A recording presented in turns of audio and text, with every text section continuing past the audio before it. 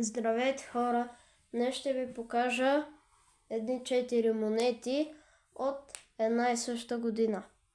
Лев и 2 от 25-та.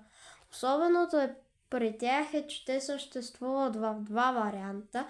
Тези с чертичка и без чертичка. Тази чертичка, сега ще ви покажа.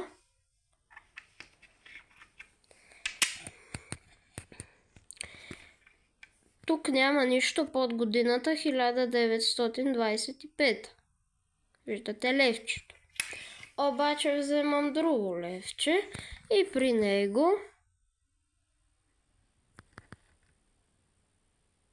виждате, че под годината, чакайте само да фокусира, има една светкавица обърната надясно. Това показва в кой монетен двор са отсечени.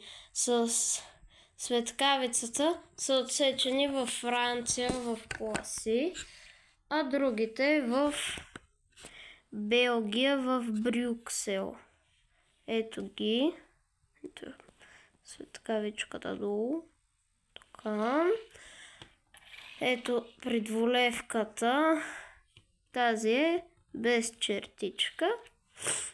А пак тази значи с чертичка, светкавичката. Ето я задната страна. Все по-трудни монети за откриване в качество, но примерно се откриват доста лесно. Виждате за какви детайли, как трябва да се опазят, става на въпрос секунда.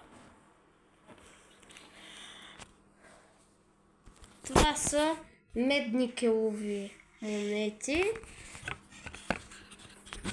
с надпис България, Съединение -то, или не, без тире, то прави силата. Благодаря ви, че за пореден път бяхте с мен. Чао и до нови срещи!